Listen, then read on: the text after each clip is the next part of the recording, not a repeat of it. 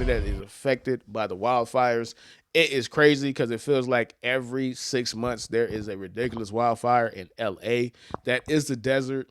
And it just sucks. I know there's been multiple casualties that's been reported at this, man. Listen, Earth Earth is saying fuck y'all. That's just reality of the situation, bro. Straight Earth up, is Mother Nature, bro. Mother Nature is saying fuck y'all, fuck y'all. Y'all been polluting, y'all been doing all kind of ridiculous shit on this planet. Y'all been sucking this oil well dry. Fuck y'all. And so yeah, man. Prayers out there, bro. But let's talk about the game. And that was a very bad transition, but I mean, how can I transition? You can't, yeah, you can't, you can't forget that. You gotta throw that in there. Yeah, there's no way, man. You gotta throw that Oh, in there. 1-1-1-1-1. Let's go, Bucks. Our injured players are coming back. Hey, Our defense is Metal coming back. Baker Josh! is a QB and running back through our game. Let's go, Tampa. Metal Metal Josh. Josh! Metal Man. Josh! Man, shout out to all the homies, man. Make sure y'all get them likes, comments, and subscribe to the channel, man. Make sure y'all get them up, man, so we can hit that algorithm, man. So, last preview game before we talk about the FS1 scandal. All right, Vikings and Rams, man. What you got for me there, man? All right, man. Vikings and Rams. So the Rams, they lost the last game to the Seahawks, obviously because they sat starters. But with Matt Stafford, bro, they won their last 5 games. They closed it out. The Rams are what I would call a very weird team, Herbie, because they were very middle of the pack offensively. But if you add context to it, right, they were the 20th offense and they were 24th and third down, but they dealt with injuries all year. They had Puka Nacua out for a number of games. They had Cooper Kupp out.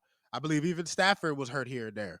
Like, they have had a ton of crap to deal with all season long. But I do think they could put up a really good fight against this Minnesota team. I'm about to explain to you why, right? First and foremost, before I even get to that, I do want to shout out Minnesota. What Kevin O'Connell has done this season is nothing short of masterful.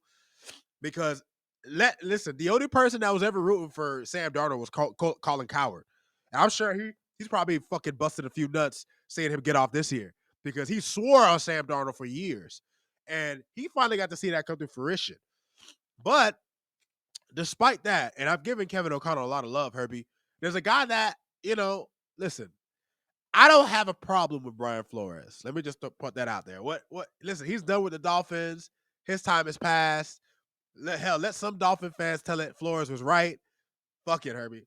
I'm not gonna. But I gotta talk about this Minnesota defense, Herbie, because Minnesota's defense, bro, they have allowed an 82.4 passer rating, bro, which is second in the league. They were 24 in interceptions, bro, first in the league. Against wide receivers at an 81.4 rate, first in the league. This is a team that is extremely capable of taking out your passing game. Now, here's the thing. They're a boom or bust type of team, right? Because the thing with Brian Flores, I remember his defenses in Miami. There are times where his defense can befuddle quarterbacks. There are other times where his defense can be a little Swiss cheese.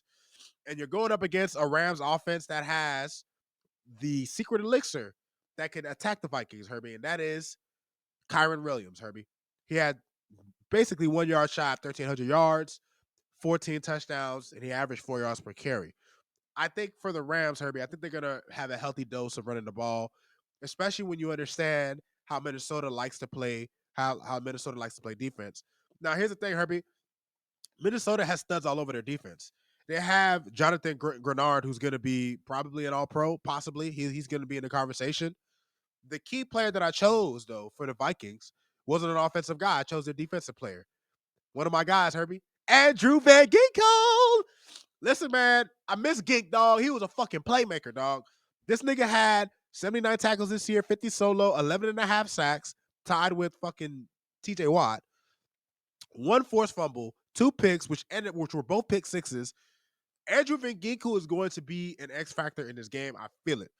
And when you're going up against a Rams team that's probably going to try to be methodical, they're not going to try to get a lot of big plays against this Minnesota defense unless they see they could do such, right? Because Flores' defenses are known to be aggressive. But listen, I expect this to be probably one of the most entertaining games of the weekend. I think it's actually the Monday night game, if I'm not mistaken. Yeah, it is the Monday night game, and it's a great choice for it. Let me piggyback off of you on this one regard, right? And it pains me to say this as somebody who has been one of the biggest Sam Darnold haters of all time, and I'm dying with the ship. I'm just not dying with the ship this week. I do think that the Minnesota Vikings are going to win. Like, they won 14 games, dog. The only reason why they don't have a bye week is because the team that they were in the division with won 15.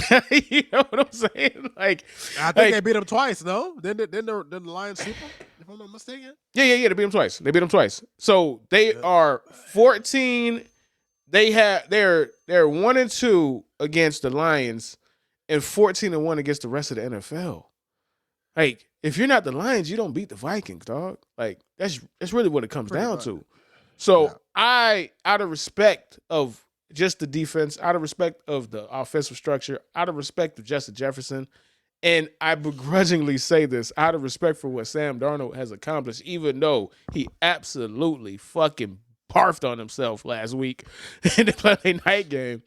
It was suspect. It was suspect, man. I got to go with the Vikings because if you are able to take away the receivers of the Rams, and they are incredible receivers, you got them.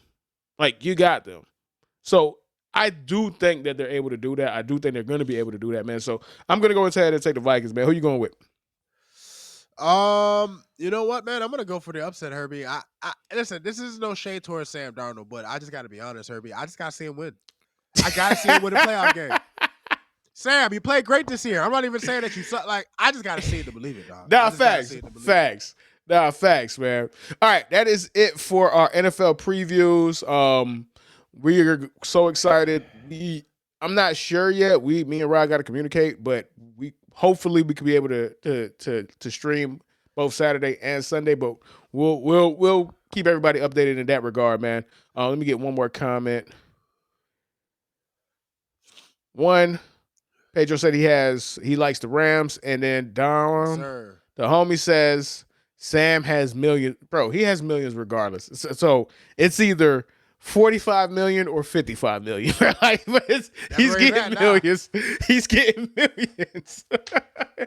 He's getting millions regardless, man. Okay.